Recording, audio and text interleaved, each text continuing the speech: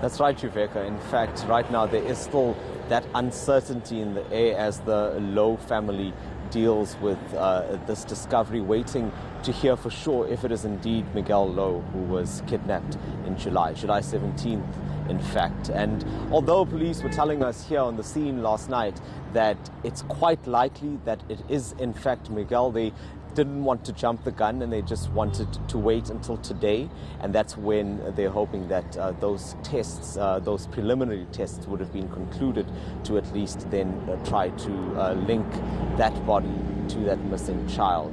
And that identification is also meant to take place today, with the family we're just unsure of what time that may be. But Yuveka, it was actually a bizarre sequence of events that led to that discovery of that body that you're referring to. And the reason why I'm standing here on Longbury Drive is because just behind me there was a robbery at one of these homes yesterday afternoon at around 2 o'clock or so. And security officials were called in, and that's how it eventually led to the discovery of that body. Now, I have with me Romano Naidu, who is with KZN VIP. He was one of the first people here at the scene yesterday. Romano, you said that you received a call at 2 o'clock outlining that there'd been a robbery that took place here. Just take me through what then followed, because you were obviously quite involved in responding as well as in that search. Okay, what we received was my control room received several calls of business robbery where owner has been stabbed, where they needed medical assistance. So units were dispatched onto scene. I got here myself. Then as we responded to scene, I called a member from the dog unit, Colin, who was from Search and Rescue. I just met early on in the day, so I knew that he was in Phoenix. So I gave him a call and told me, listen, there's a business robbery. He was here in a couple of minutes. Then members of the community showed us and pointed us in the direction of where the suspects fled. Colin, myself and Ellis from the dog unit entered the bush, which we were in pursuit of the suspects. As we were going into the bush, the police dog, which led us in the path, but we turned left. The dog led us there to the body, which was found into the bush. Yes. What was your initial reaction at that time, Romano? I mean, just describe to me what that discovery looked like. You know, what did the scene look like? What was the smell like as the dog led you in that direction? Okay, see, when we were chasing the suspect, when the dog led us to the scene, it was something that I'd never seen before. The smell was really bad. When I saw the body lying there, it was tied up with a jacket which was covering his head. So we did not really notice anything at that time until Colin himself, he identified and said, listen, this is the story, this is the body. Let's cordon off the scene and get the detectives out there.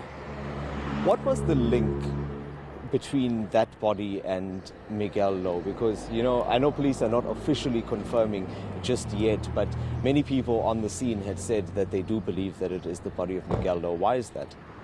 Okay, from what I've seen is the child did have school clothes on, which that's what I'm saying, but I'm not too sure. We just have to wait for police to do the rest. They'll give us proper feedback here. And what about those suspects? Were they eventually found? No, the suspects were not found because due to the fact that we found the body, suspects fled the scene. So, yeah, that's about it. Thank you very much. Yuveka, that's Romano Naidu from KZN VIP. He was involved in that search yesterday for those suspects. So it was really by a complete coincidence, as a stroke of luck really, that those officers that were searching for those suspects were led in that direction.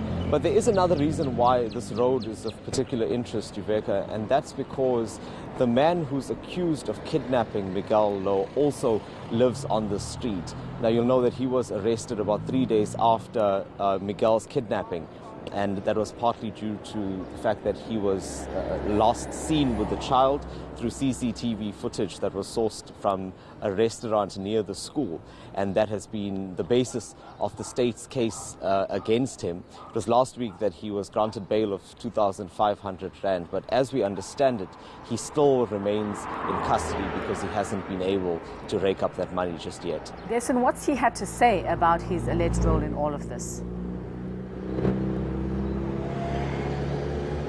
Well, he has always insisted that he is innocent.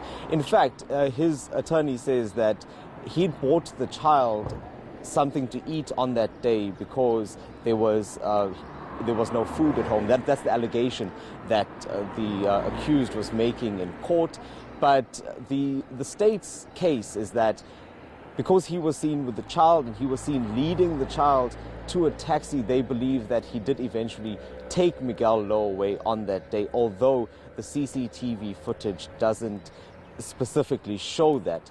And the magistrate during last week's court proceedings then saying that the case against Mohammed Ibrahim is actually quite weak as it stands at the moment because most of the evidence is now circumstantial, just based on the fact that that CCTV footage, which doesn't necessarily show him taking the child, is what the state is hinging its case on. Well, and let's hope that the discovery of the body, however horrific it is, might provide some clues then as to who did this to whoever that child is. Thanks very much, Dasen Thathiah. A very upsetting story indeed, touching the hearts of many South Africans who've been following the story for weeks now.